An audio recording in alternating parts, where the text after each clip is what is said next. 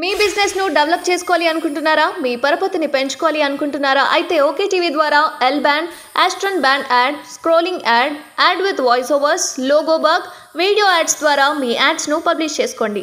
సంప్రదించవలసిన phone number 8520917933.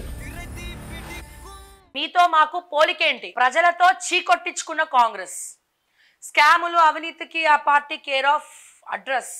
చీమల పుట్టలో పాములు చేరినట్టు తెలంగాణలో అధికారంలోకి బీజేపీ నేత ఈటెల రాజేందర్. నల్గొండలో పట్టభద్రుల ఎమ్మెల్సీ ఉప ఎన్నిక ప్రచారం. స్కాముల గురించి ఈటెల రాజేందర్ గారే మాట్లాడాలి. మరి బుద్ధిమంతం త్రిలోకేశం శుద్ధపూస అన్నట్టు ఈ స్కాముల గురించి ఈటెల రాజేందరే మాట్లాడాలి. సివిల్ సప్లైస్ని మొత్తం అప్పులప్పాలు చేసి, దాని వ్యవస్థను చిన్నాభిన్నం చేసి, 5,000 కోట్ల స్కామ్ చేసి, ఆరోగ్య శాఖ మంత్రిగా ఉన్నప్పుడు పాల దగ్గర నుంచి ప్రతి ఒక్క కాంట్రాక్టర్ని మనుషుల్నే పెట్టుకొని, ఆఖరికి కోవిడ్ టైంలో కూడా అడ్డగోలుగా ఆక్సిజన్లు కూడా అమ్ముకునే నువ్వా స్కామ్ల గురించి మాట్లాడేది, స్కీమ్ల గురించి మాట్లాడేది? ఎవరు చేయలే, ప్రతి ఒక్కరు స్కాములు చేస్తూ ఉన్నాడు. మరి నువ్వు కూడా చేసినావు కదా. నువ్వు ఎట్లా కట్టినావు షామీర్పేటలో అంత పెద్ద ఇల్లు? ఎట్లా కట్టినావు? జమునా హ్యాచరీస్ ల్యాండ్ ఇష్యూ ఏంది? ఇవన్నీ అడిగితే ఈటెల రాజేందర్ గారు తల తీసుకెళ్ళి ఏడబెట్టుకుంటారో అర్థం కాదు సార్. దయచేసి స్కాములు చేయనోళ్ళు మాట్లాడండి, నేను యాక్సెప్ట్ చేస్తా. కాంగ్రెస్ పార్టీ స్కాములు చేసింది, అన్ని పార్టీలు చేసినాయి. అసలు అని అడిగితే రాజకీయ నాయకులే అంత స్కాములు చేయనికే వస్తారు. మరి నువ్వేం చేసినావు? ఈ ఈ ఈ మాట అనే అర్హత నీకుందా? ఈటెల రాజేందర్ని అడుగుతున్నా, ఈ మాట అనే అర్హత మీకు ఉందా రాజేందర్ గారు? 5,000 కోట్ల స్కామ్ గురించి దాదాపు 20 రోజుల నుంచి నేను మాట్లాడుతున్నానే, నువ్వు ఎందుకు సైలెంట్ అయిపోయావు?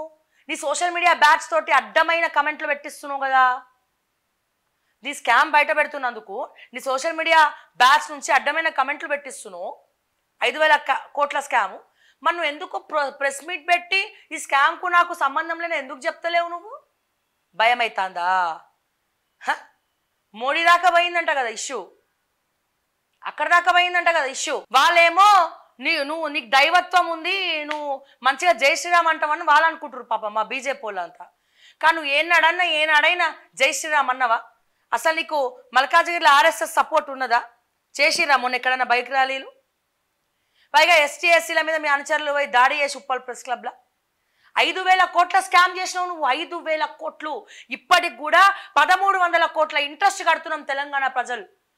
10 ఏళ్ల నుంచి నువ్వు చేసిన స్కామ్కి 1,300 కోట్ల రూపాయలు కడతా ఉన్నాం. ఇందుకు కదా కేసీఆర్ ని బయటికి పంపించింది. నువ్వు మాట్లాడుతున్నావు స్కామ్ గురించి, మళ్ళీ మాట్లాడుతున్నావు దాని గురించి చెప్పావు, స్కామ్ గురించి చెప్పావు. అసలు విచిత్రం ఏంటంటే అధ్యక్ష, ఇంతగానం స్కామ్ గురించి నేను చెప్తే కూడా రేవంత్ రెడ్డి పట్టించుకోవట్లేడండి. ఎందుకు పట్టించుకోవట్లేడనే నా క్వశ్చను. నేను వాళ్ళ పిఏలందరికీ ఫోన్లు చేస్తూ ఉన్నా, అపాయింట్మెంట్ కావాలి, నా దగ్గర ప్రూఫ్స్ ఉన్నాయి, నేను అన్ని ఇస్తా రేవంత్ రెడ్డి గారు, నాకు రేవంత్ రెడ్డి అపాయింట్మెంట్ కావాలని వాళ్ళ పిఏలకు ఫోన్ చేస్తే ఫోన్ లేపరు. పిఆర్ఓకి ఫోన్ చేస్తేనేమో ఆయన అడ్మినిస్ట్రేషన్ ఉన్నాడు, టైం లేదు అంటాడు. మరి ఎప్పుడు కావాలని టైం? మరి స్కామ్ మీ మంచిగా చెప్పేది అంటే మీరు కూడా కాపాడే ప్రయత్నం చేస్తున్నారా? ఎవరిని కాపాడే ప్రయత్నం చేస్తున్నారు? ఎందుకు చేస్తున్నారు? ఇన్నిసార్లు ఇన్ని రకాలుగా మొత్తుకొని, అరే సివిల్ సప్లైస్ స్కామ్ అయిందిరా నాయన, 5,000 కోట్లు మింగిండ్రా నాయన, వడ్ల విషయంలో దగ్గర నుంచి ప్రతి ఒక్కటి ఎఫ్సిఐకి ఇంకా సివిల్ సప్లైస్కి పంచాయతీ నడుస్తుంది నాయన. ఆ లెటర్లన్నీ ఉన్నాయి.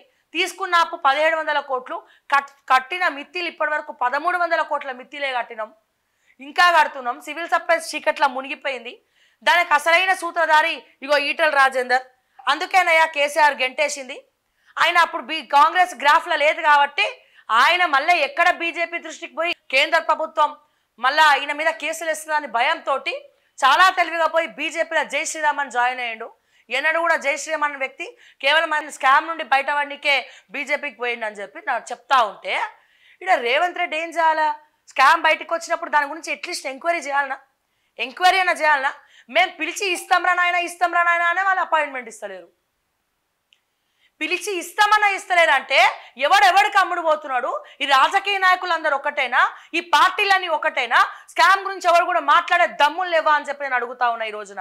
ఇది కాదా అడ్మినిస్ట్రేషన్? నేను అడుగుతున్నా, ఇది కాదా అడ్మినిస్ట్రేషన్ అంటున్నా. అడ్మినిస్ట్రేషన్ ఇది కాదా? స్కాములు బయట పెట్టడం అడ్మినిస్ట్రేషన్ కాదా? ఎలకను బయట పెడితే మీ కేంద్ర ప్రభుత్వం దీనికి పంచాయతీ నడుస్తుంది కదా, మరి పైసలు మిగలవా?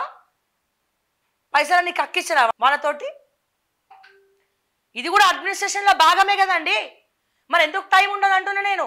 ఎవరో కాపాడుతున్నారు ఈయనని. సీఎంఓ దృష్టికి తీసుకుపోకుండా ఎవడో కాపాడుతున్నాడు.